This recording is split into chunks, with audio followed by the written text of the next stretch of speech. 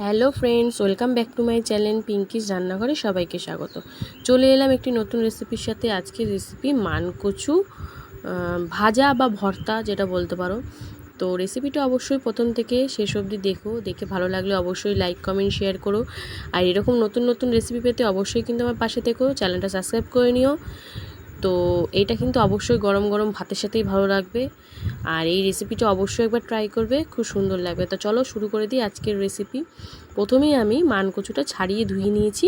তো এটাকে আমি দেখো ঘষে নিচ্ছি। তো এটাকে ভালো করে ঘষে নেব। দেখো সুন্দরভাবে ঘষে নিয়েছি। এরকমভাবেই কিন্তু লাগবে আমার। তো চলো তারপরে শুরু করি। এখানে আমি একটা কড়াই বসিয়ে দিয়েছি। কড়াইতে এবার আমি দিয়ে দেব সাদা তেল। একটু বেশি করে দিতে লাগবে।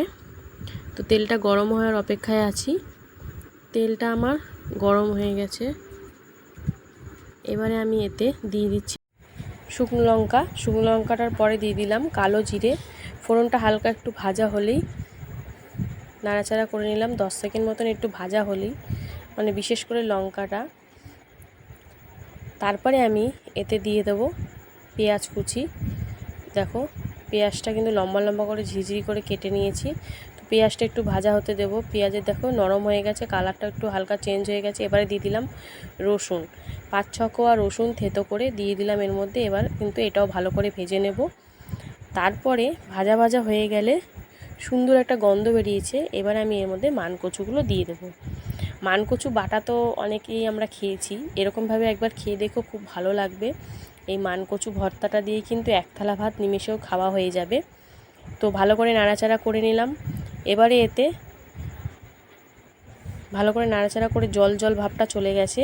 এবার তেল তেল ভাবটাই আছে। এরকমভাবেই নেড়ে চেড়ে কিন্তু রান্নাটা করতে হবে।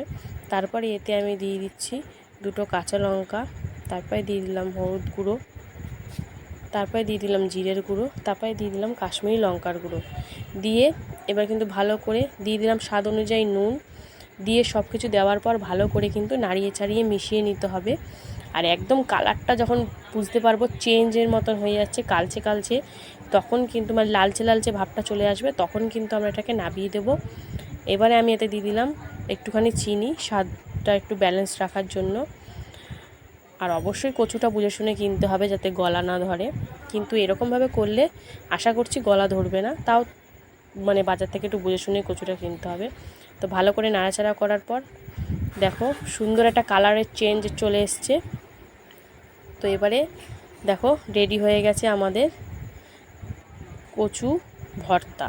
দেখো নামিয়ে ফেলেছি। গরম গরম ভাতের সাথে পরিবেশন করো, খুব ভালো লাগবে। যদি ভিডিও ভালো লাগে অবশ্যই লাইক কমেন্ট শেয়ার করবে। আর এরকম নতুন নতুন রেসিপি তো অবশ্যই আমার চ্যানেলটা সাবস্ক্রাইব করে নেবে। যারা ফেসবুক পেজ থেকে দেখছো তারা অবশ্যই কিন্তু পেজটা ফলো করে দিও। আজকের মতন টাটা।